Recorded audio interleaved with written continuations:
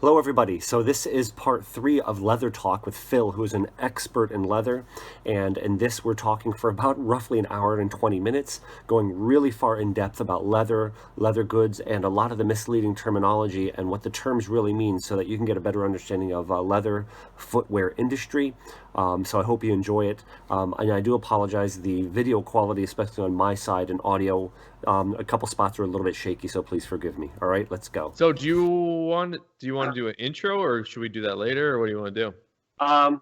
Well, yeah, I have to assume that people haven't seen any of this, I guess, from both standpoints.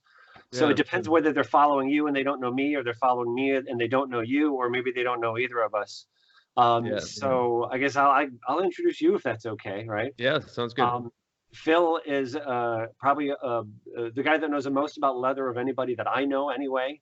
And the reason he's an expert in this subject is he's worked at a tannery called Horween Leather Company for how long now?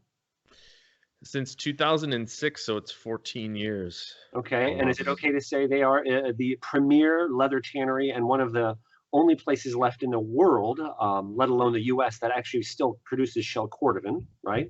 We're And they we're produce, well regarded, yes, and okay. and yes, there's only a handful of people that make shell cordovan. And we could see there in the background that is your shop, right? I'm Or is at that the I'm at the Ashland Worldwide headquarters, as we call it. awesome? Awesome. So outside of Horween Leather Company, you own Ashland Leather Company, where you produce some. And I've been following you on Instagram, and I drool every time I see those the wallets, and I'm thinking Nice. about when I'm going to get mine. I want to get something that's like either marbled shell cordovan or colorate shell cordovan with the reverse, which you'll have to talk about or show one of those with the reverse, that Horween stamp. If you know what shell cordovan is, that genuine Horween shell cordovan stamp is iconic, right? Right. Uh, so that makes you, I think, an expert on leather. You handle it, you work with it, you produce products from it, you even see how it's produced. I'm just a guy who likes shoes and puts out videos and talks and cuts some shoes apart once in a while. So I love that. I love that you sacrificed that shoe. yeah, It's yeah. for knowledge.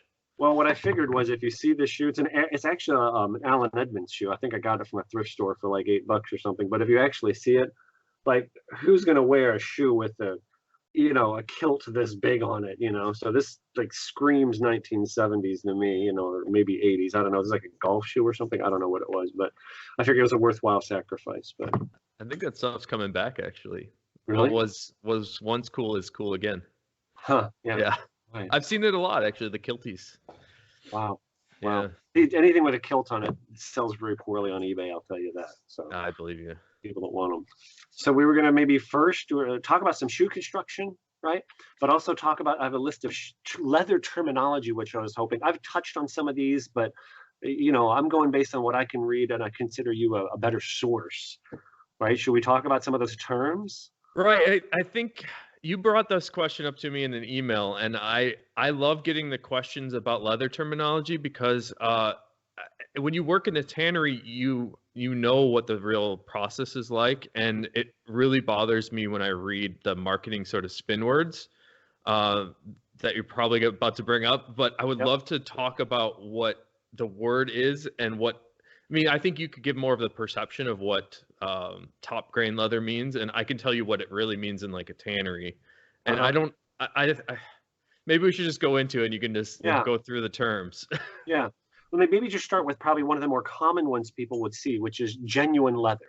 Because I think people know if you buy a $30, $40 shoe, which I think is what a lot of people do, it may not even really be leather, What So does genuine leather mean to so for me, like I have a perception of what that means, but what does that mean in your world or the rest of the world?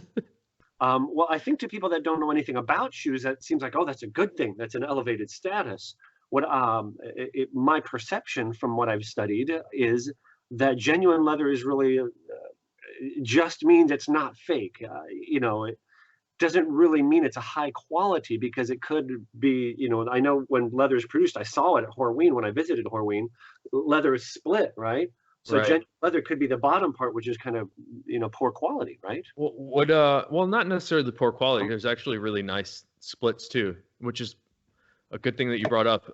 But like Is genuine leather bonded leather too, or could it be anything that's made from the fibers of an animal's hide, or what does I that thought mean? I thought bonded leather was separate, Yeah, I right? don't know. I guess it could. I wouldn't call bonded leather genuine leather. However, I would call just about every other type of leather genuine leather. Like Okay. even if it's a split, even if it's full grain, even if it's a nubuck, even if it's a suede or a rough out, I would call that genuine leather. But I don't know if I'd call bonded leather genuine leather. I don't think I Yeah. thought that was a separate category. Yeah, so So in other for words, me, genuine leather is all leather, and I think there's a perception that it's like below the top tier for whatever reason. But for me, like Shell Cordovan, so this is a pair of Shell Cordovan boots. Like I would call oh, this, are they really? Oh, dang. I didn't. yeah, these are my. I didn't explain these to you. Uh-huh. We'll come back to these. But these Okay. like Shell Cordovan is genuine leather. I've got some Chrome Excel here. This is Mhm. genuine leather. I would call a suede genuine leather, and I don't understand why you have to put the word genuine in there. Like I don't understand the distinction. You know what I mean? But I Right. think there's a perception in the world that it's like sub full grain or top grain, which Okay. maybe we should go into that term because to me that is more descriptive. But I Right. think the word top grain, like people are thinking top meaning like it's the best, it's the tippy top, it's the pinnacle of leather. But for me, that's top grain is really just the grain because we were talking about, you were mentioning the splitting. Mhm. So when you run a piece of leather through a knife to get a prescribed thickness, we actually end up with two separate layers, right? So we get a grain Right. layer on the top and then a split on the bottom. And there are many fine tanneries out there that just tan these splits. There's no grain layer on them at all. And Uh-huh. then this Just top to layer, make sure we're on the same page. So the grain means what would be well, I'm into cow would probably be the back, but it means the outside of the animal. right? Hair removed. It's the part of the skin where you can see the hair holes. Really, like that's the grain. If you look really closely at any piece of full grain leather, Yep. you see like very fine holes, and it's Yep. just a fine texture. It's kind of Beautiful. like a grain on a wood, where Beautiful. it's like kind of porous, I'll cut and it in just some. looks real. I'll try to cut in some pictures here because like I can hold this up to the camera, but I don't think it. I don't think you can see it. The camera quality is not good enough, but I'll cut in some pictures, some close-ups.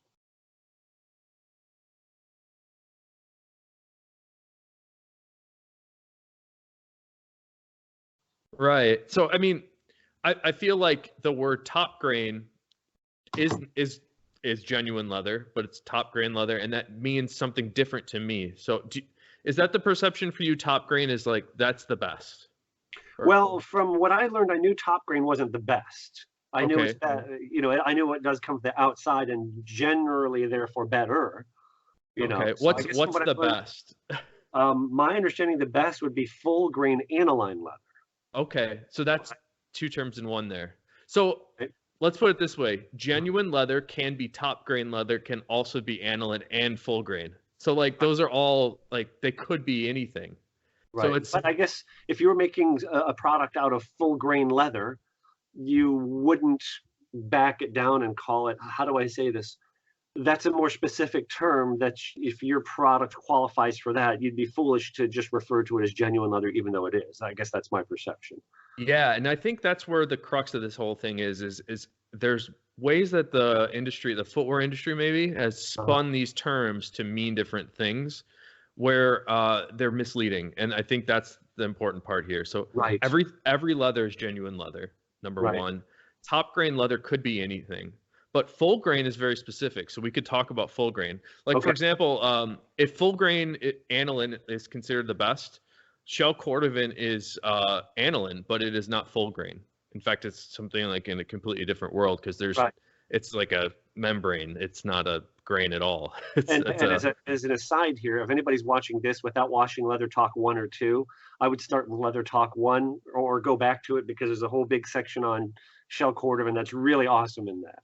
right. So the other thing is it's totally subjective. It's kind of like saying like in Chicago we have a lot of brick buildings. They're older bricks, and I just think it's cool to see brick and mortar, and I like to see how the thing was made. But some people like it a little bit cleaner. Like they would rather see just a whitewash over it. And to me, that difference is the difference between aniline leather and non-aniline leather. We'd call that more like a pigmented finish, or a full finish. Well, So the term I've seen is corrected grain. So corrected is different than aniline. So let's go through aniline. Aniline means that there are no solids. Actually, there's degrees of aniline leather, which Aniline and then semi-aniline, right? Right. So Okay. full aniline is what we often refer to in the industry as naked, meaning that it was just tanned without any finish over the top. And it's kind of like cutting down a tree and curing the lumber, and that's like a full naked finish. There's nothing on it. But if you took that piece of wood and you sprayed some stain on it, or you wiped some stain on it, or brushed some stain on it, that's also aniline, as long as there's no solids in the finish. And when you start adding solids, top of it, nothing opaque over top of it, right? Because the dyes would go into it. So you're still, even though it's colored, right, aniline dyed leather, you're still seeing the actual surface of the animal. right, exactly. It's again like wood, or the brick example I use. Like when you start adding finishes that have more solids in them, they cover up more of those natural inconsistencies.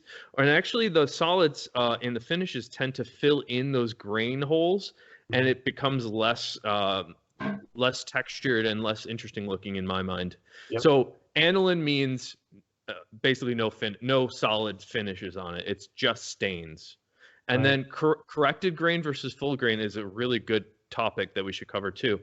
I had corrected you before, kind of rudely, but about corrected, like you said, Horween makes no corrected grain leathers. Is that true? That is not true. We make plenty of corrected grain leathers, and they're great. They're just different, right? So, like for example, I know Danner buys a lot of corrected grain leathers from us. Every company that we work with orders corrected grain leather. It's just a different look. It tends to be a flatter, sort of smoother look. So there's less variance of highs and lows, and you knock off that grain. So you tend to see less of the grain character we were talking about, and you start to see more of like a level sort of a level playing field. I'm trying to get hold on, I'm sorry, I'm trying to get my kids out of the picture here. No worries. But what's also cool about corrected grain leathers is you can get really cool Neubucks, and you can get really cool Suedes. So and also there's many leathers that are technically corrected, but it's more of like a polish.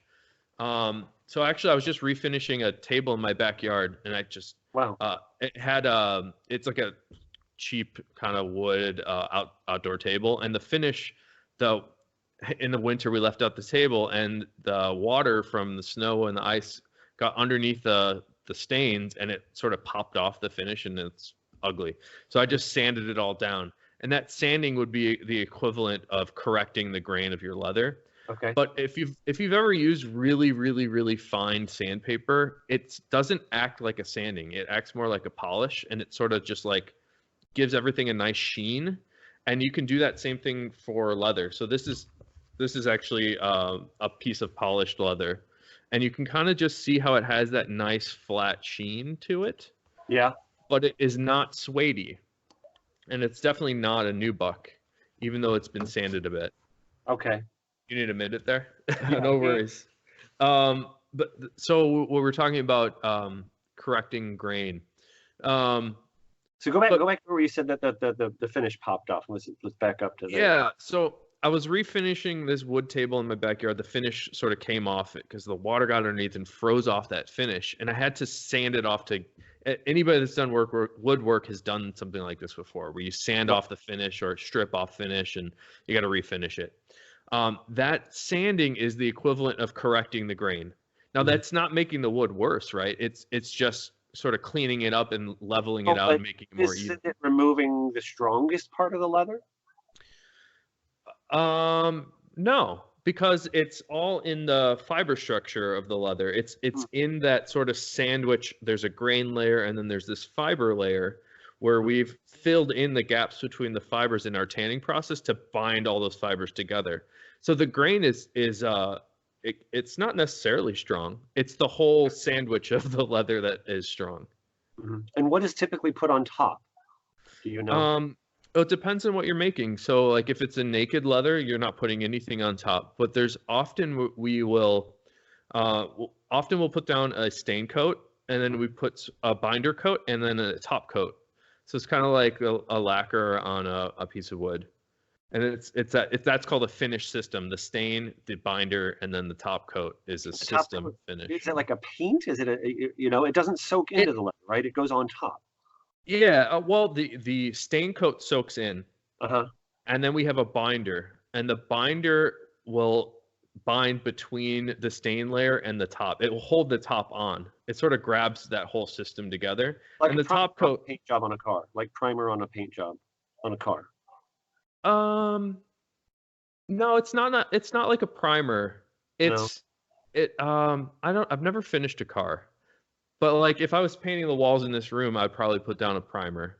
But if these were like just wooden panels, I probably wouldn't put down a primer. I would just stain it and maybe put a clear coat on top. So that clear coat is we call it a top coat at the tannery. And so that's part of the system. That's typically how most leathers are made. And you can do all sorts of tricks in each of those phases of the system. But that's sort of getting a little off topic. It gets a little complicated there. But you can put a full finish system on a full grain leather. You can put a full finish system on a corrected grain leather. You can put a full finish system on a split. You could do it on a rough out. You can pretty much do that on anything. So sort of getting back to the big picture here is these terms are often misleading because they can mean multiple things and they're not specific. And I think it hurts the consumer in the end, actually. It hurts us to be tricked to buy top grain leather, which that doesn't really mean anything. Right. Now, what are some of the primary reasons that a leather factory would correct leather? Would sand it? My impression is because it's flawed, bug bites, scratches, scars, in other words, because it's can't be used in its uncorrected form. There's many reasons that you could use, you could sand the leather down. And you're right, it does sort of even out some of the inconsistencies, but you know what, believe it or not, often, depending on your finish system that you put on top of it, often when you sand some of this leather that has a lot of healed scratches, it actually makes those scratches sort of pop out. It almost like highlights them. So it's not always the case that correcting the grain improves it. It just sort of gives you like a more even, similar to finishing wood. It sort of gives you like a more even starting point to start working. But you can also get nice effects. So we've done really cool leathers where we'll sand off the top or buff the top or correct the grain. Those are all the same meaning in my world. Correcting the grain is taking a piece of sandpaper and sort of sanding down the grain. And it makes it a little bit more open, or a lot more open. It opens up that grain. And it sort of looks like this. This is the wrong side of the leather. This would be called the rough out here. But you can, yeah, or the back side. Yeah, it's the back side. So this is the grain side, and then on this side I've got we call it the flush side. People call it the suede side. Often places will call it rough out. But I don't know how well you can see this, but it is much more. It's more like fibrous and opened. Yep. So what we can do actually is fill in those fibers with waxes or even other finishes, and it gives it a really cool effect. If you fill in these fibers with waxes and then sort of smash them down with a smooth hot roll and some pressure, and then flex it again, you get really cool textures and really cool looks. So there's plenty of reasons to correct the grain other than to improve the appearance. It's also to give you different effects. Right. Okay. So hopefully that makes sense. Yeah. The other thing is I was trying to describe, you can do a correction of the grain where it's not really like a deep sanding. It's more of like a hard polish. So we actually have specialized rollers. One of them is made out of stone and one of them is made out of a really dense brush. And you can sort of brush down the grain with the brush or the stone, and it gives it a really cool polished look. And I think technically I would call that a correction, but it's more of like a polish. Oh, hopefully that makes sense. Yes, it does. It does. This It's almost like every time I talk to you, I feel like I take 3, 4 steps forward, learning more, but then I don't want to say a step back, but it's like I think we naturally tend to look for the easy answers, and the topic is a lot broader. It's just like go back to painting cars. You said you've never painted a car. I want a good paint job, and someone thinks it's simple. Use the better paint. No, it's not that simple, and then you learn how complex it is and why one paint job costs $10,000 or 5 grand, another one costs $500. Sheesh. So I'm not familiar with that at all. yeah, But yeah. I mean, it's the same kind of thing. It's just there's just more to it than you think there is. As so an let's outsider. here's an easy one to imagine. If you've ever been in a car that has a leather interior, that leather is finished with a very highly finished leather. Or a high amount of finishing is done to that leather. So if you feel it, it actually doesn't really feel great. It kind of feels a little plasticky, and it has to, because in order to make that impervious to scratches and dents, or even the finish rubbing off, you have to, we call it a tough top. You have to bind it so hard that that top coat is never going to abrade. And further to that point is the car is going to sit in the sunlight a lot. So you have to put a top coat that avoids UV light or resists UV light, so the color doesn't change. So the leather in cars it's not something you'd really want on your shoes. It would probably, like I was doing some work with, there's a guy making, he works for a train company, and they're making headrests for a train, and asked me if we could do some leather for this train. If you start to think about trains and airplanes, the leather on those are just completely different than what you would find on your footwear, because the performance characteristics are so high. They have to resist fire. They have to resist everything. They're immune to everything. And at a certain point, it becomes more finished than it does leather. Right. In my opinion. Right. Wow. That's one of the reasons I think I've even noticed on eBay brown shoes are more expensive than black ones. And of the brown ones, I'd say the walnut tan colors, those lighter colors, are even usually go for a higher price. Really? Yeah, and I think are more desirable because like where your boots you have there. I know those are shell cordovan, not regular leather, the calfskin leather. But the lighter colors, it's hard to see in something black. Even if it is high quality, full grain aniline leather, it's hard to see that in it where you have a lighter color. I think it really shows off the beauty of the leather. You know what I mean? I like that you said that, because that's why I picked these. But that's a hard color. That is the most difficult color of shell cordovan to get, isn't it? Is that natural? Is that what this is natural? Difficult to get, yeah, and it's kind of not something that Viberg really offers, so I got really spoiled. Now, who makes that boot?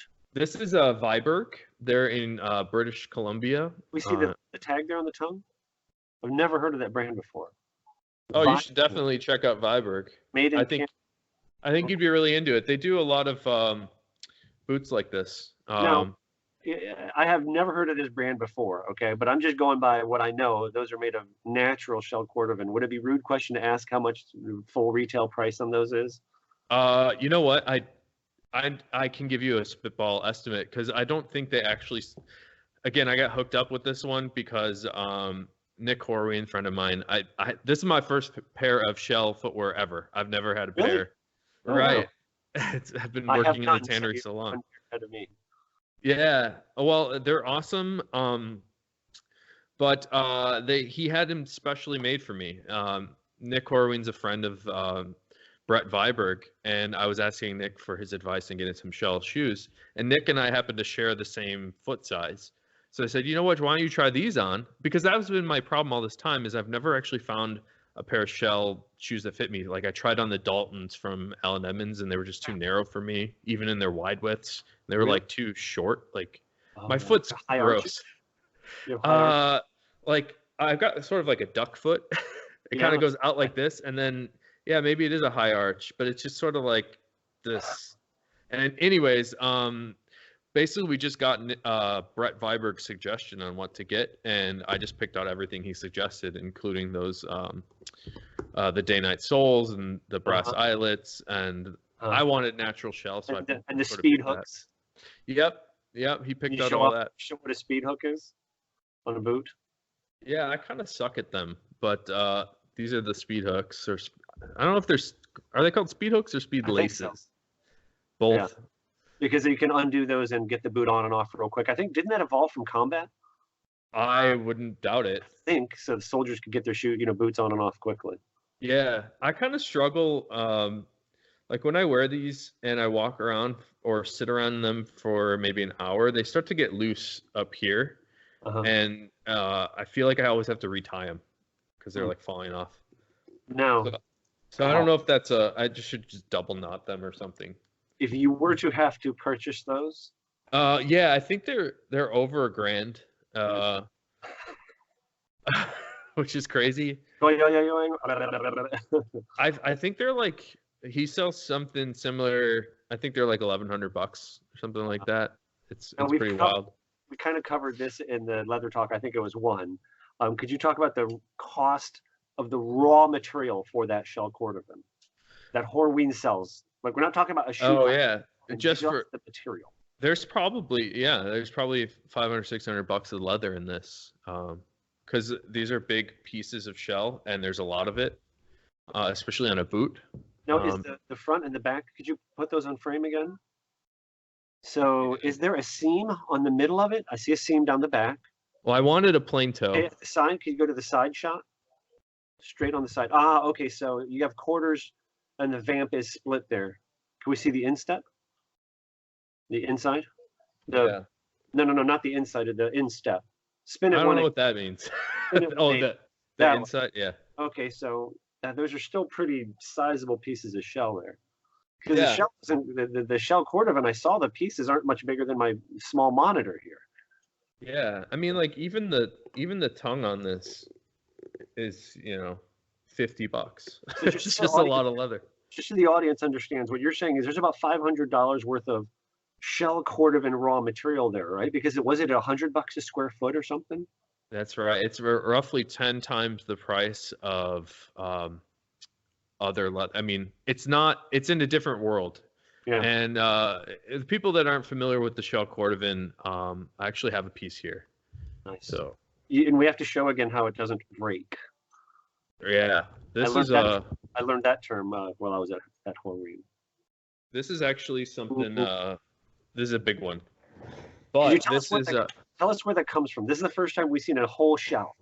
All right, this is the hind quarter of a horse, so it's kind of like their butt, and they have 2 of these on each of the horses. This is about as big as they get. And that seam there, that straight where your fingers are right now, that straight edge is where it's cut in half, right? Yeah. So this is more towards their backbone. So that would be right on top of the spine, or where is that joint? Yeah. This would be right above their butt, like in the center of their back. Here. Like and there's 2 of them. So there's one here and one here. That's all you get out of a horse. Yeah, so that's the thing is you still have to buy the whole horse hide just to get 2 of these. And again, this one's rather big. And the finished side is the inside, is what I learned, right? Right. So going back to our terms is if you were to say that so technically this is a split. I think technically. Because really, and this is a reject, so don't judge it too hard. Really? You can see a lot of scratches on the back here. That's why I have this one, because it's a reject. Really? But, I don't know if you can see, but there's a ton of healed scratches here. Oh, wow. And that would be the grain side, the outside, right? Right. So this would be the grain side where we typically want. But on the cordovan, there's a hidden treasure underneath the skin that's called the shell. And that's this dense fiber layer that happens underneath the skin. Wow. And in order to get to it, we actually have to dig down to that smooth, dense layer, which is this shell here. And that's what makes it totally different from every other leather type in the world. It's not grain, it's not suede. It's just this dense muscle layer in the hindquarters of all equine animals. Why is it there? What's the function on the animal? Do you know? You know what? I don't know, but I think it's got to do with like they can't. The best shoes. I mean, it's got to have. No, I think it's. You know what I really think it is. You're gonna make fun of me, and the world's gonna make fun of me. I think it's because they can't reach back there if there's like flies on their butt to like scratch. So they like, if you ever see the horse, they like kind of have this like strong muscle movement in their hindquarters. And I think that might be part of it. I don't know. Really don't know, but they've evolved to be that way. Yeah. It's a Phil original. But what's really cool is this membrane is just really bright and shiny and smooth. If you were here to feel this, I can't feel any resistance on this at all. It's totally smooth. And then the coolest part is the break. So like these Shell Cordovan boots, when I wear these, and I've worn these a bit. Ooh, I need a better mic setup here. But I've worn these a bit, and where it creases here, you never get any delamination of the grain layer, which there is none. Because what happens on most footwear like these here? Can you see this? I don't know if they can. These are an old, torn apart pair of Florsheim's, but yeah. Here, I got a perfect example. So this is a Wolverine 1000 Mile boot that I actually repolished with my Tanner's blend. It looks pretty sweet now. But you can see, if you look closely, you can see that it has wrinkled in the parts where it flexes. And on the Cordovan, it will never get these little crease marks. And I'm not sure how well that shows up on the video. It shows up. You can definitely see it. Yep. Yeah. So that's why Cordovan is cool, is it never has... What's happening when this is pebbling up like that is actually delaminating from the fiber structure of... So like one layer is kind of doing this, like one layer is kind of... Exactly. That's the way you did it with your hands is a better way to describe it. But yeah, when you flex it enough, that grain layer starts to separate from the fiber layer. And on the shells, there's just no opportunity for that to happen because there is no grain layer. It's just this one layer of shell muscle that is really smooth and awesome. And by the way, audience may or may not know, Florsheim, you don't think of Florsheim today as a high-end shoemaker. I mean, but up until maybe the early 90s, they made Shell Cordovan shoes. And I've reviewed two of them that I found in thrift stores, and I decoded them. I think one was 22 years old. I think one was 27 years old, something like that. Cool. And after cleaning up the uppers, one of them had been resoled already. So it had worn out the original sole, and it was a double oak sole, meaning a double thickness sole. So it had worn out a double thickness sole and then worn partway into that sole. So so at least gone through two soles, and the uppers looked pretty much new, and it was almost 30 years old. Oh, they were Shell? Yeah, they were Shell Cordovan. Yeah, nice. The piping around the edge of the shoe was coming apart. The lining on the inside of the shoe was coming apart a little bit, but the shell itself was like, I don't know if I told you this, but where I'm sitting right now, we're maybe 2 miles away from where that Florsheim factory it's still there, but it's like apartments now, which is but yeah, they're just down the street. And I don't know if I told you this, but I like to imagine that back in the day, because I'm also very close, I'm a couple of blocks away from the tannery here, but I like to imagine back in the day when the Horween Leather Company started, the founder would just ride his horse and buggy down the street to go over to the Florsheim factory and try to sell them on this. And that's actually, this is really cool. I wrote a blog article about this, and I get excited every time. Skip Horween tells me these stories about how they used to sell the Cordovan. And this story? The smoking, yeah. So he blew the smoke right through it, and that's the other thing that's cool about Cordovan that's unique is it's very porous and breathable. So they used to sell the leather back in the day. Everybody would smoke, and the owner of the tannery at the time would show up to customers and demonstrate how porous the leather was by taking a puff of a cigarette and just blowing it straight through the shell, which is awesome. What a great demo. Wow, that's cool. And I don't know if you realize, we get so far from natural materials and some of those kind of things. I mean, the more you see in certain areas, especially in shoes, the natural materials wind up being the best. This is getting really off the deep end of the topic. There's something I started to read about. Have you heard about grounding with human beings? Grounding? No. Like electric grounding? Electrically, we're supposed to be electrically grounded to the earth. It's healthy to walk barefoot. Well, if you're wearing an all-natural material, right, which is leather insole, like if I go to my cross-section here, your foot would be touching a leather in an Allen Edmonds shoe, leather insole, cork, which is a natural material, leather outsole. In theory, maybe you're still grounded. Huh. You're like more connected with the earth. I like that. Yeah, but That's cool. now you got to talk about the color because, like, if you can get, like, for example, Allen Edmonds Strand, their iconic uh, semi-brogue cap toe Oxford. It's their most popular shoe, but you can get that in shell cordovan. So 425 gets you the standard calfskin Allen Edmonds.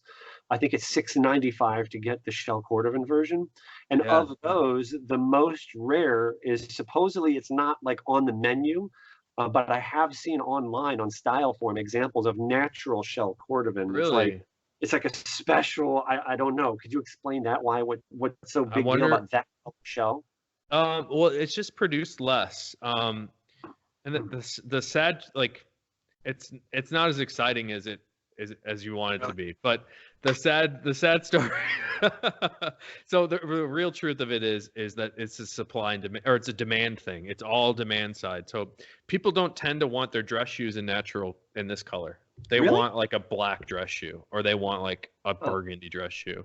But I Uh-huh. mean, this is, I don't know how it's translating on the camera, but this is actually pretty light. It's, Yeah, oh yeah, you can tell it's very light color. I find it hard to pull off. Like, I feel like it's too cool for me. Like, I feel like it's really like a hip color. It's really light. And I think if you're wearing a suit to work, it's not necessarily a color you'd wear. I think the natural is more of like a jeans kind of guy. Right. So, and that's the simple truth of it is Allen Edmonds doesn't order natural as much as they do black and color 8. Really, so The it's not as burgundy. much of a can't produce it. It's a Well, it's a little bit of both, and that's the other Yeah. thing is we the natural tends to show every little thing, and since we're dealing with a natural product, there's an incredible chance of natural variance. So not all of the natural, or not all of the shells are appropriate for natural either. That's a good point. Wow. Because you usually see a lot of, like, if you could, you pull the big piece that you had. Is that color 8? This is this looks like this actually No, it's not. it's hard to tell the difference, but this actually looks more like a cognac. Okay. Could you talk about color 8? You Yeah. know, I where that have came some color 8 over here. Hold on a sec.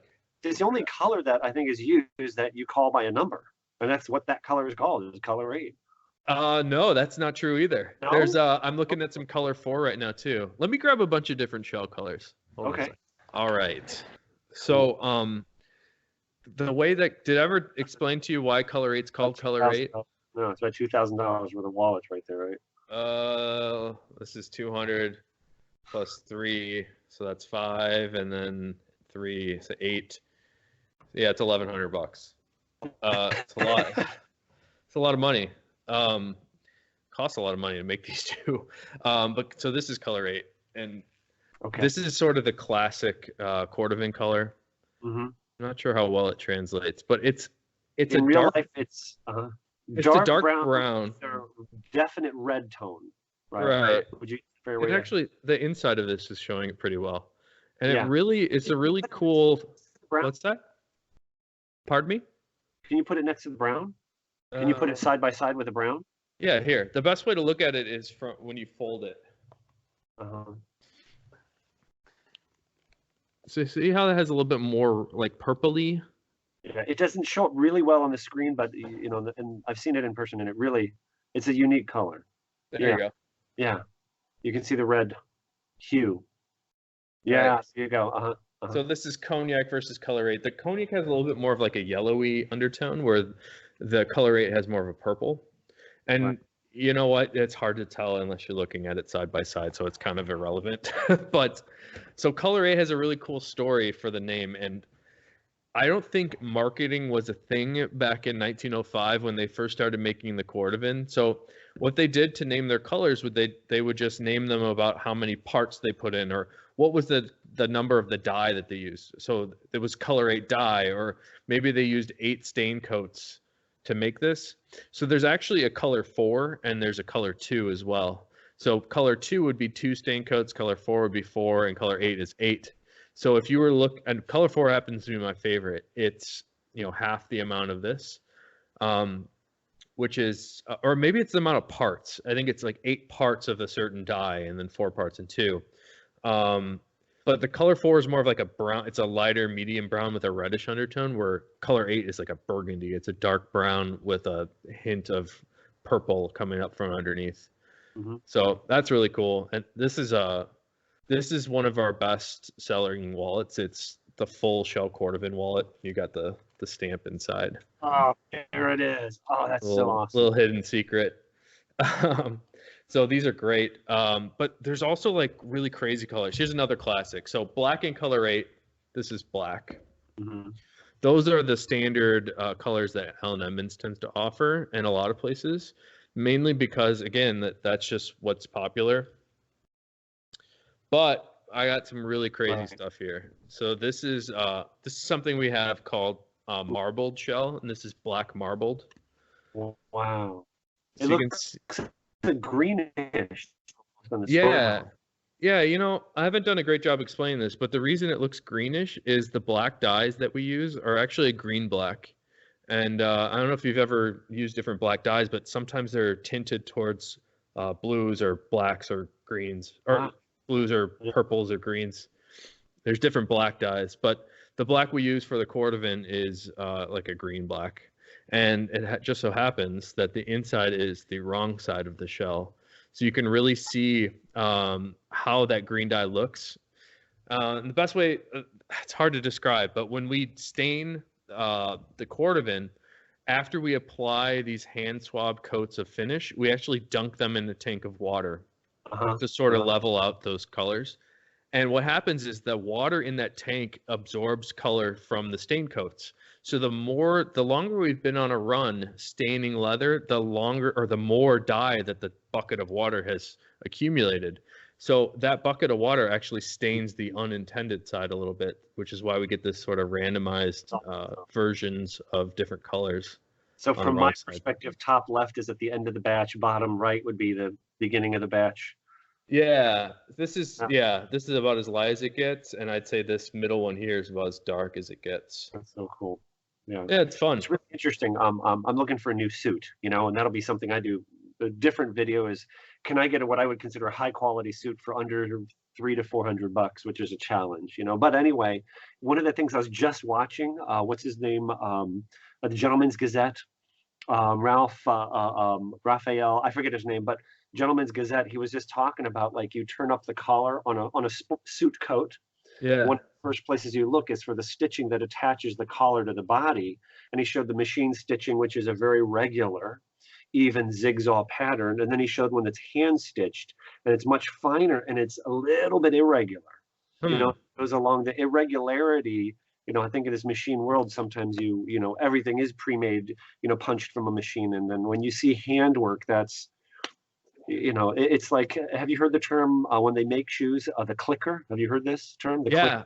I have a clicker below me in the shop here. Yeah. Okay. So a clicker is a person that cuts out the pattern of the leather, right?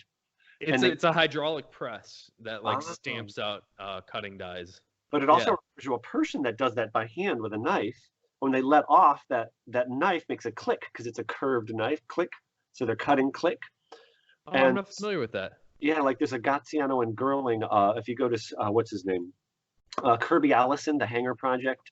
If you watch his video, the tour of the Gaziano and Girling's, shop, the high end shoes. They said they used to have a room, the clickers room. And because they didn't have machines in the early 1900s, 1800s, instead of having one machine to bang, bang, bang, cut out the patterns, you had a room of people called clickers. And when you walked into the room, you'd hear, because one machine could eliminate, 10, 20, 30 people, right? Because of the speed, you'd have 50 people in a room clicking, click, click. And he says, all you'd hear is just clicking. 50 or 100 people in a room cutting by hand around templates, the patterns to get the, different pieces of leather. Oh, okay. I didn't realize you could click by hand. That's cool. Oh yeah, that's if you get a bespoke handmade, you get $1,000 shoe. Then, yeah. You get into hand cutting is a nightmare. It takes a long time and it's very hard to be consistent. Really? So the guys that do it, big props.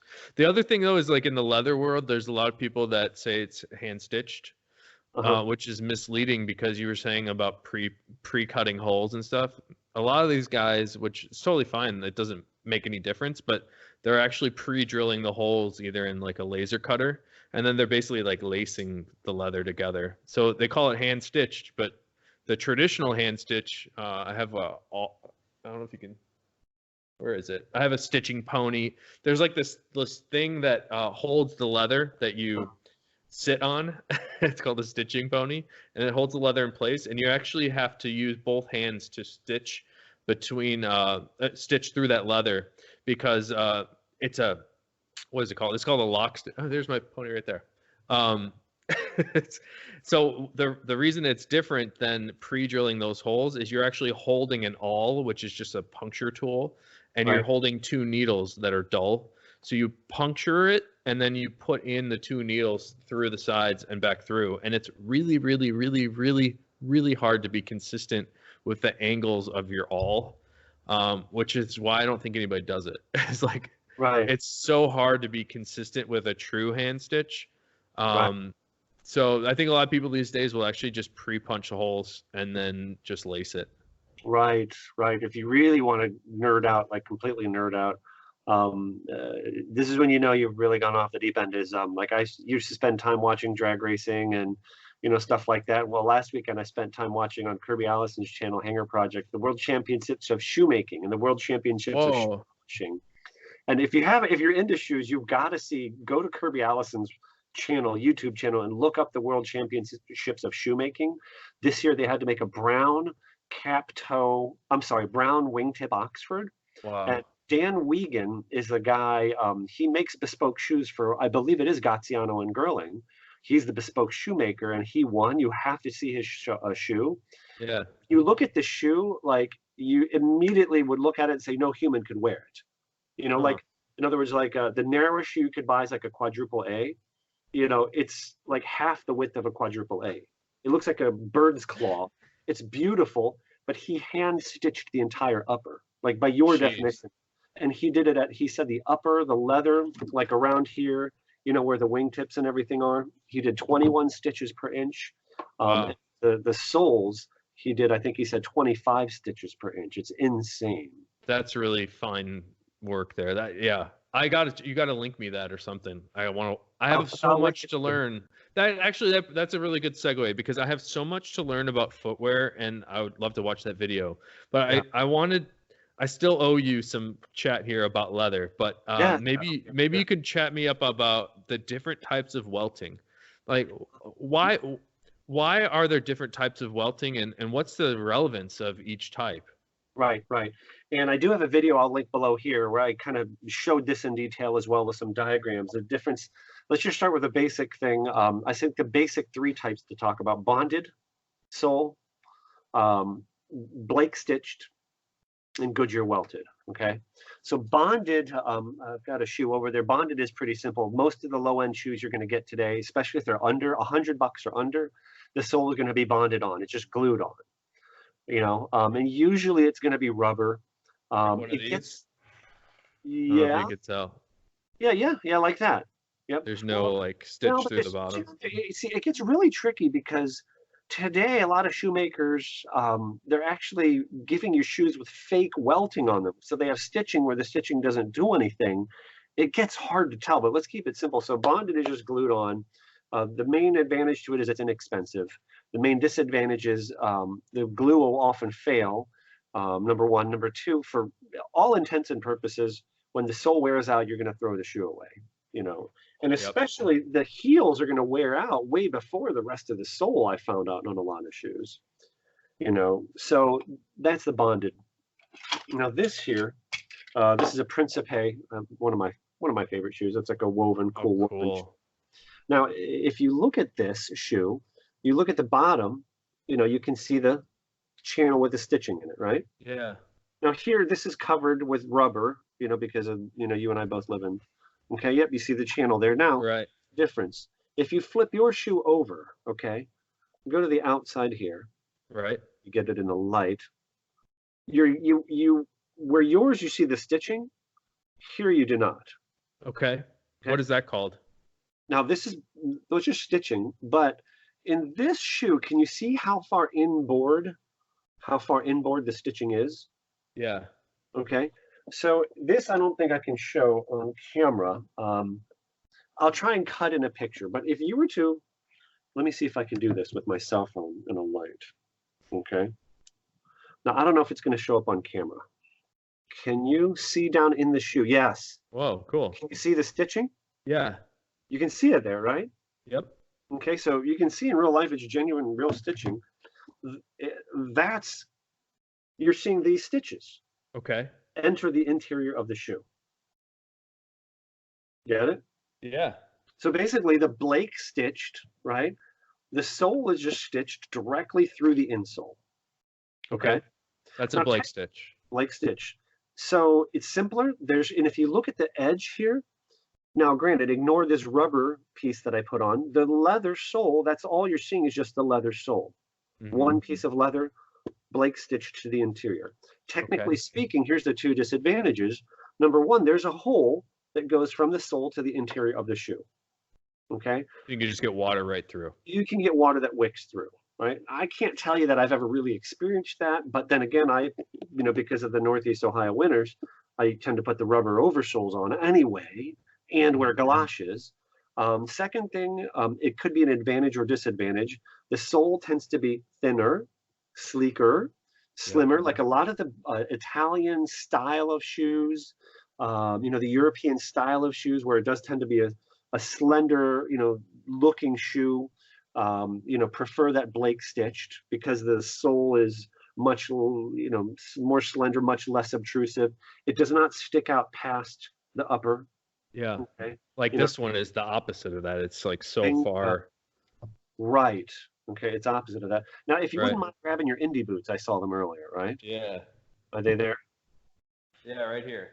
They're a little dirty. They're actually quite dirty. Okay. No, those are Alden's. Alden's. Yeah. And these have been resold too. So. Okay. Now, if you look at I thought that had it, turn it to the side. Can you guys see the welt? Can you point to the welt? You can even point to where it starts. Do you see how the lip is turned up? Yeah. First of all, so that's Goodyear welted, and that's also a storm welt. That welt is turned up. Okay. Here is this shoe here. It's cut in half. Okay, right. This shoe is Goodyear welted, but you see there's no turned up lip. Okay. Now I'm going to take the toe of this shoe. Okay. And my pointer. So what you're seeing, the shoe upper comes down. Here's the insole, the part that your foot touches. Outsole that touches the ground, and you can see cork in between, and you can see how it's been compressed by the ball of the foot. The ball of the person's foot was right here, right? This piece is the welt. So when you're looking at the side, even though it's stained, you can't really tell. The upper part is the welt. It's much more obvious on yours. And the sole, can you see that out stitch there? The outsole stitch? Yep. That's a stitch that holds the sole to the welt. Okay. Now the welt, I don't know if you can see it on here. The welt is stitched to the upper lining and this white piece. You see this white piece? This white piece is firmly glued to the bottom of the insole, turns down. And then you have a stitch that goes through that white piece is called the gemming, G-E-M-M-I-N-G. The stitch goes through the gemming and the shoe upper lining, the shoe outer, and then attaches the welt. The welt is sewn to the upper and the gemming. And then you attach the outsole afterwards. Right. Now here's what happens. So you can clearly see this leather strip here that goes around. In this case, it goes all the way around 360-degree welting, right? 270, like, can you show your Alden boots? It stops See, right here. So it goes 3/4 of the way around the shoe. I mean, I don't think 360 is necessarily better. What you do get when you get a 360-degree Goodyear welted shoe is you get the heel sticks out. Because you're never going to see the heel come off. It's in compression, right? It's always being pushed on. But anyway, so that welt goes all the way around the shoe, and it almost always starts here. It almost always starts on the inside heel. So the welt is sewn on. Then you can see that creates this void between where, can you see the gemming, the white, where the cork kind of came off? So they fill that void. It can be with different materials. In this case, the traditional method is to fill it with cork. Now, the cork does several things. So number one, you get insulation. You have a gap, a physical space between the insole that your foot touches and the outsole. So the outsole can get, logged with water, and it's not touching the insole. Mm. So it gives you better insulation. Number two, as you can see, any cork midsole a shoe, especially Allen Edmonds that are I shouldn't say especially Allen Edmonds. Allen Edmonds aren't special in that regards, but they're almost all have that, Goodyear welted cork midsole. Yeah. It compresses where more weight pushes on. The insole, the leather insole will take the foot of your bone, shape of your bone structure. So the foot, the shoe will mold to your footbed. The footbed of the shoe will mold to your foot. It becomes very, very comfortable. Yeah. Is a storm welt the same as a Goodyear welt, or those? Storm welt is a form of Goodyear welting. Okay. The storm welt is just when, like you see this one, the welt is just one straight piece. Where on yours, it's shaped like it'd be this way. Yeah. Shaped like an L. It's turned up, and that just helps keep water from getting between the upper and the welt. Like you're walking through stormy, Yeah, that makes the word makes sense. But Yeah. the water could get in from above that top part of the wall, Yeah. right? Yeah. Added extra layer of protection. And I mean, like in that case on a boot, it's kind of had this rugged look, which, adds to the look of the shoe. Like you'll see on dress shoes, a lot of the, like this is a long wing. You see the wingtip Yep. goes all back. Okay. I love long wings. When you see a long wing derby, lace up shoe, it's a long wing. A lot of those have that storm welt. Okay. And then what's called a double oak sole, like well, heck, yeah, like this one. This old Florsheim here has it. This is actually the midsole. Is it this? No, that's not it. I have somewhere here the rest of the shoe. I don't know where it is, but this is the midsole. Okay. I see. Yeah, let me see. Oh, by the way, look at this. This one. This is an old Florsheim. That's a shank. It's a piece of steel. Wood. Oh, it's wood. Piece of wood. Yeah, that's a shank that supports that arch area. Cool. And if you can see it in here, you can see the white gemming. Yep. And let's see. Go back to the Allen Edmonds here. You see this black thread here that I've pulled out? Yeah. That's the thread that stitches the welt to the upper and the gemming. And like I'll shove this in here. You see, I'm pulling it away now. Can you see it? Yeah. Where the thread has been broken, I'm pulling it away. You can see on the outside, so that's the welt. I see. Pulling away. So the Goodyear welting, like in this case here, you basically slice that thread, and then you can take the sole off, and you can.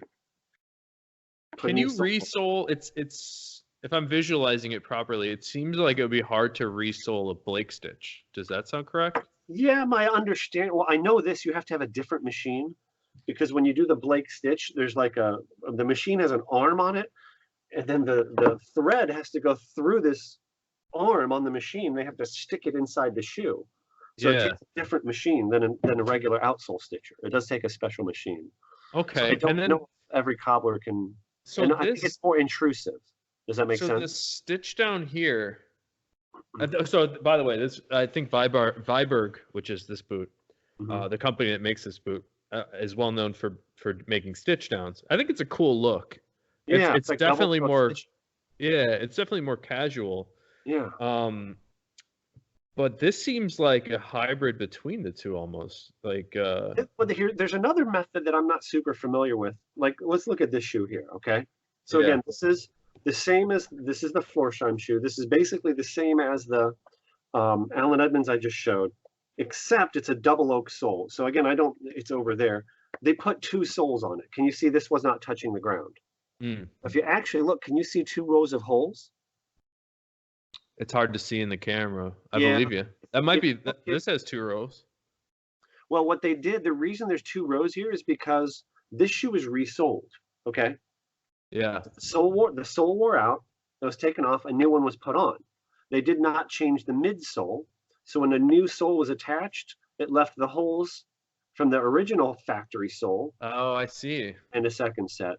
So, but my point is, if you resole a Goodyear welted sole, you sometimes will damage, or like I guess the good cobblers when they redo it, like you can see the threads here. Let me see if I can pull one out. I'm gonna try and pull out one of the. Can you see right there? Yeah. Right, I just pulled out a thread. What they'll try to do is they will try, I guess the good cobblers, when they put a new sole on, they'll try to hit the same holes. Right. Because if you don't, you're creating a new set of holes and they can tear into the old ones. Yeah, it's like perforating it. You can put a new welt on a shoe. I guess that's just extra expense. I believe when you send Allen Edmonds shoes back to Allen Edmonds to be recrafted, I believe every time they put a new welt on it, if I remember watching their videos correctly. So I'm looking at my Viberg here. I don't think this even has a welt.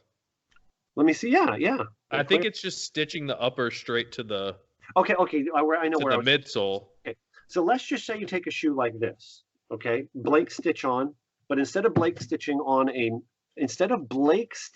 outsole, let's say you Blake stitch a midsole. So far, are you with me? Yes. And then Goodyear welt, or stitch another outsole to the midsole. I believe that's called that's what Blake this is. Rapid. I believe that's Blake Rapid. Okay, but the Blake is inside of the toe box, right?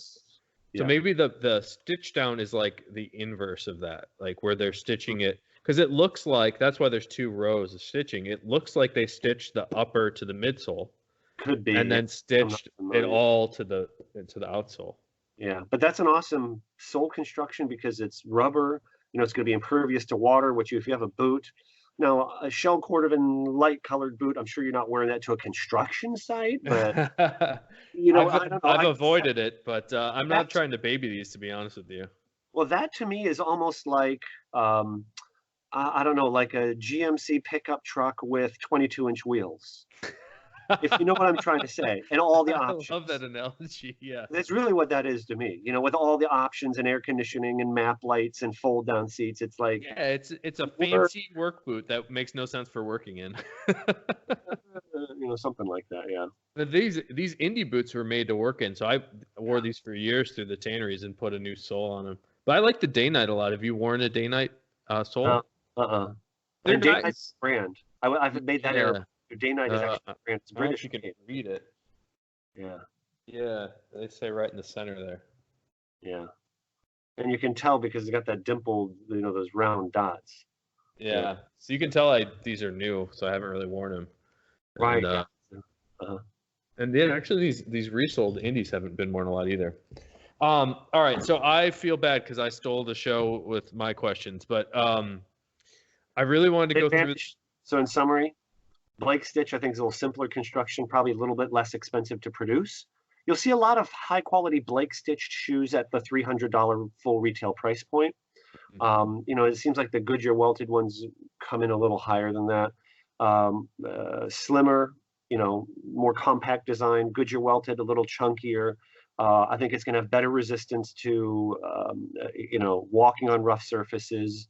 It's going to be a little more rugged construction. Easier to resole. I think those are the main advantages of that. So yeah, that actually helps. And for me, the thing that sticks out is the Blake sole is sleeker. When you pointed out how much more sleek that is, and the resoling was something I hadn't thought about. That's probably really hard. That helps me a lot. So I'm imagining somebody's going to get something out of that. Yeah. I really wanted to go over those leather topics or the terms again. So I think you covered full grain and top grain pretty well. Right, so full grain aniline, I think you covered that pretty well. Top grain. What does top grain mean in the world? Not my world. Top grain is just like a level above genuine leather, because at least now it's not the split. Okay. Like a top grain could be corrected grain. Top grain could be full grain. In my world, that's true. Yeah. Top grain is everything that's not a split in my world. Yeah. And the split is the part where we're thinning down the leather and we come up with we call it a byproduct, but a lot of tanneries just make amazing splits and they turn into great suedes. We just use the top section. There's 2 shoes I got to get to show you something. Sure. Okay. There's one thing here that I don't know if I've ever really covered really well. I've touched on it now. I'm going to show you a pair of Bostonians. This has been featured in one of my videos. They are, I believe, I'm 99% sure they're corrected grain leather. Beautiful pair of wingtips. Okay. So this is a corrected grain where it's got that coating over them. They're black, obviously. And here's a pair of, I believe these are full grain. These are Johnston and Murphy's. Okay. Hmm. And these were featured in a video I did, I think, about a year ago, where they were completely salt stained and I refinished them. Okay. Now, here's the reason they're back at my house. Some of the guys at our office, man, they refuse to wear galoshes. I mean, they tromp around in the snow and the slush with salt. I mean, salt destroys everything, right? You Yeah, know, brutal. and you can see the salt keeps bleeding back. This was an area where I sanded the shoe because the leather was just like it looked like it got poison ivy. Jeez. But so here's one of the principles I did want to show. So you start to learn about leather. Oh, Allen Edmonds shoes or the high-end Johnson and Murphy, they're full grain leather, so I'm going to get full grain leather. That's not necessarily better. If you're not going to take care of the shoe, you almost can't tell. I'm trying to turn it into light.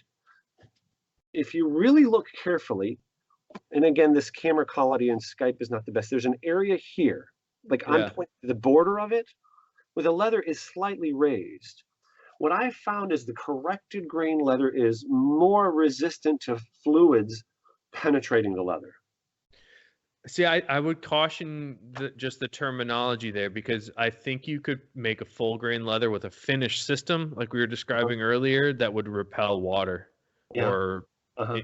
it's more of like a finishing question. The generalizing, what I have found is the full grain leather. In other words, full grain is not better if you're not going to take care of it. Because even the light colors, you can spill stuff on it, you know, if it's oil based, and it'll stain them quicker. So what I have found is the corrected grain leather, if you don't take care of your shoes and you don't wear galoshes and you're going to wear them out in the salt, especially. Oh, I see what you're saying. So you see what I'm saying? I think it still depends on the leather, like how it was finished. But okay. I guess you're more often than not, the corrected stuff is more finish on it, so it's probably more resistant to the elements. Yeah. But there's things that are like really cool Neubucks or Suedes that are corrected. I know what Suede is. I mean, it's the fuzzy leather, but what is Neubuck? A Neubuck is a corrected grain leather, so it's sueded on the grain side as opposed to sueded on the flesh side. No, hang on, let's back up a sec. Suede is suede normally the yes. I could see why this is super confusing. So for me, and I believe the correct term for suede is everything that is super fibrous. So you can get a suede on the grain side of the leather by taking sandpaper and really digging in there.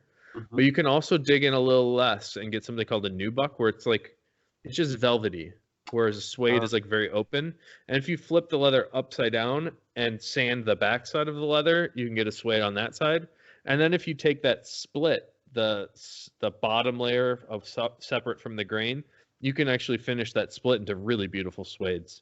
So there's many ways to get a suede, and for me, a suede is just more of an open fiber, sort of a velvety feel, very porous and open. Everybody knows what a suede is, right? Now, here's a question. I've seen suede shoes where they get so worn it gets polished smooth. Yeah. Can you bring the nap back into suede? Yeah, you would have to use well, it depends on how bad it is. But like I was talking earlier, with you can fill in those fibers with like waxes and sort of smash them down and give you a really cool look. You can sort of get rid of that by brushing it with like a harder, like a bristle brush. I have a brass brush for suede. Yeah. The nap is like worn away, and I've tried to use like 80 grit sandpaper to kind of recreate it. I don't know. And that didn't work? You know, it did a little bit. It helped, I guess I would say. That's what I would have done too. Yeah, a hard brush might do the trick too. Usually the tip of the toe, you know, where it gets sort of matted down a bit. Yeah, just physically worn off the suede. Yeah, I'm surprised the sandpaper didn't work for you. You just need to open those back up, because all that's happening is it's like your hair getting matted down. You just got to open it back up. Yeah, that's I think was actually like worn off is what happened. Really? Yeah, to the smooth under. Wow, gosh, I don't know. I'd have to see that, but it shouldn't ever be smooth underneath that. Really? Unless there's something other, unless there's another layer of something underneath it. Yeah. Can you talk about a couple other terms? I don't think Yes. bonded leather, synthetic leather. Okay. So bonded leather, I describe to other people as leather that has been ground up, like real animal skins that had been tanned, are recycled or just ground up scraps and then recomposed with epoxies or whatever, and you bind all those little bits of other leathers together. Kind of like if you like, there's a playground by my house where they have this old tires that are ground up to use for the playground floor. That's real soft and nice. Right. That's how I think of bonded leather. It's like parts of other leather just been ground up and reformed. So it is wood what plywood. It is the leather what plywood is the wood. Yeah, or like a fiberboard. Exactly. Okay. Mm-hmm. Yeah. So it's just compressed leather, and I think you have to glue it together quite a bit. There's probably quite a bit of adhesives or epoxies in there. Okay. See that a lot. Belts, like cheap belts. Okay, so I don't see that because I have like I don't know if you can see this. I literally have a wall of belts right there. That so those are those all ones you're making, or what are those? Yeah, those are all here. Ashland leather belts? He doesn't.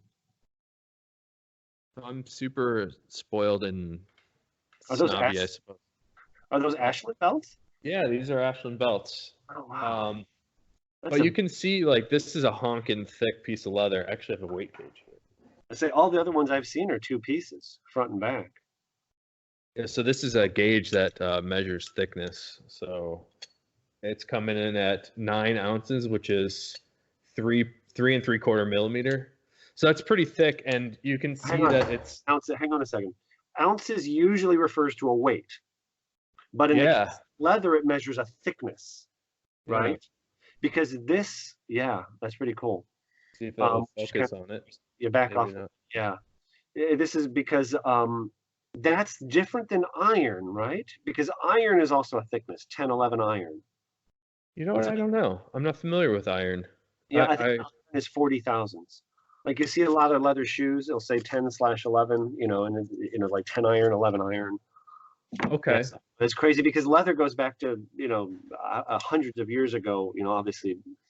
You know what? I don't know where it comes from. But the way it makes most sense to me is, like, on this gauge, it says that 2 millimeters is 5 ounces. So that means that 4 millimeters is 10 ounces. And these belts are roughly 4 millimeters thick. That's actually the cool thing about these is most belts you see are composite. It's a leather layer that's thinner, and then they combine it with another layer. But this is just one single honking thickness of leather. And we finish the backside real smooth. Wow. Do you have dress belts? No. I don't think we're good enough to do like it's just not our aesthetic. We're sort of more like the difference between the jean guy and the suit guy. We're sort of more the jean guy. You know what I want is I want a walnut colored dress belt with broguing on it. Jeez. They're like $125 from Allen Edmonds, I'll tell you this, I'm trying to make dress belts. It's been years I've been haven't put a full effort into it, but I've been trying to make some Shell Cordovan belts that are really nice, but just haven't pushed it past the finish line yet. How do you do that? Because is there any shell? There's no shell 40 inches long, right? Or 30, There is there? There is. So they're very rare. And okay, here's the thing. Most shells, you're right. This is as big as they get. So nobody's fitting around this. Is grade 1 the biggest, or is grade 4? How does that? There's actually an XL, but it's typically a 1X, 2, 3, 4, 5, and then something called a chip. And then every now and then we get maybe 1 in 1,000. They'll get an XL that's a little bit bigger than this. Really? But yeah, this is about as big as it gets. Yeah. Could they not cut them, or do they have to cut them in half? In other words, could you get one? Well, let's see. So this only fits around like half of me, and I'm about a 36. Right. So what people do is they actually make three pieces of shell to make a belt. Mm-hmm. Having said that, we every now and then our hide suppliers will accidentally send us a mule or a donkey, and their fibers, the membranes for the shell on those hides are actually continuous all the way through, as opposed to the two ovals. Theirs go all the way. So every now and then we get maybe like 50 a year that are mules, and they're Wait a second. So on a horse, there's two shells. and they're separated. Got it. It goes all the way across the backside. Where on a horse, it's just two separate ones that don't connect. So, like I said, every now and then, maybe 50 to 100 a year, and then Nick Horween makes 1-piece or 2-piece belts out of them. They're really cool. But yeah, I mean, So do those all go to the owner's friends, basically? Well, it's a nice way for them to do like special projects. So they actually have their own little brand called Genuine Horween Products, where they'll make those 1-piece belts or 2-piece belts, and they do it maybe once a year. They're cool. We actually helped him sell some of them maybe 6 months ago, just because he didn't have time to pack and ship stuff. So we put it up on the Ashland site. Wow, no, that's one of those things like 99.9% of the public could never appreciate that. But once you know it, if you saw that and you say you have a 1-piece shell Cordovan belt, that'd be like, yeah, nobody would understand it. Nobody but yeah. So the other question you had was synthetic leather. Mm-hmm. And one more, faux, faux leather. Wow. Okay, I'll tell you straight up. I don't know what faux leather means. I would imagine it's the same as synthetic. Yeah, faux is that means false. No, I mean, like, I don't know what the world thinks that means. I'd imagine. I think the world thinks it means it's synthetic. My opinion, it's a word used to deceive people to think that they're getting leather, when it's not. It's completely synthetic. Right. So I would say that synthetic and faux are like the same. Yeah. But for me, like, faux or synthetic would absolutely mean like zero to do with an animal's skin. It has nothing to do with an animal. Mm-hmm. And there are things these days that are very hip right now. People are really into like vegan leather, which is bizarre that they would even call it vegan leather, because that's like doesn't make sense. Right. Like they should just call it something else. But they're trying to get all the cachet of the word leather, but with all the coolness of vegan. And actually, there's a very new thing that hasn't really been released by Horween, but we're doing some stuff that's called olive tan. That's like super environmentally friendly. They're using the barks of olive trees that are it's kind of like a birch tree where the bark comes off and it just regrows it. So it's completely renewable. And we've been doing some trials running these olive tan leathers, and they look really cool. So for the people that are into going green like I am, I think that's a really awesome thing. But like the Cordovan and most veg tan leathers use kind of nasty, like non-renewable trees, these quebracho trees that have been used in tanning for over 100 or hundreds of years. I believe they're all from Africa, but I'm not super familiar with it, but I don't think it's very like renewable. So this olive tanned, these olive tree barks are a really cool option, and it looks great. Wow. Yeah. So I think what do you think about faux? Is that what you were perceiving it as well? The faux or synthetic? Yeah, that's faux and synthetic, from what I've read, contains zero actual, like you said. No animals. Content from an animal, because I took French class in high school, and I know faux, F-A-U-X, means fake or false. Yeah. But it's a French word that most people wouldn't know. So, The thing that helps me sleep at night too is I think there's I get a lot of backlash, or not a lot. If I only run one ad campaign on Facebook ever, and that's the only time I've ever had some negative feedback about like animal rights. And the thing that keeps me sleeping well at night is that this leather, all the stuff here, this is a complete byproduct. So if we weren't making awesome leather to turn into amazing shoes that somebody's going to wear for 50 years, that would just go into the garbage, literally. Because even the horse hides and the steer hides or calves, all that stuff is for food. These are all food products. And in America, I don't know about Ohio, but definitely not in Chicago, nobody's eating horses here, but the rest of the world eats horse. So it's a food byproduct. Aldi's got convicted of that, I think, a while back. Did they? Yeah, selling some horse meat. Yeah. Apparently, it's really delicious. I've never I've never had it, but Yeah, so it's really, I think the best thing that we can do with these to respect the animals, kind of like the Native Americans did, right? The best thing that we can do is to turn something completely beautiful out of it that you're going to wear and care for and reuse and pass down to the next generation. And I think that that's something that like PETA fans overlook. But it's a super sensitive subject, so it's like a really hard thing to talk about. Yeah, I know, and our intent is not to, take off anybody, because my mentor has told me in finance, a man against his will is of the same opinion still. Mhm. So you can, really go against the grain of somebody's beliefs and get nowhere. But I remember being a kid. We lived for about 4 years, 3.5 years in the island of Bermuda, from when I was first grade to fourth grade. Yeah, and we went and caught fish. We brought the live fish, onto the boat, and we brought the fish home, and I chopped its head off. I gutted it, scaled it, and we ate it. Yeah. And I respected that animal. You know what I mean? It was a beautiful thing. Then I remember one time I made a fossil. We took the backbone and the tailbone, pressed it into clay. And I think at my mom's house, we might still have this fossil I made dated 1984, 86.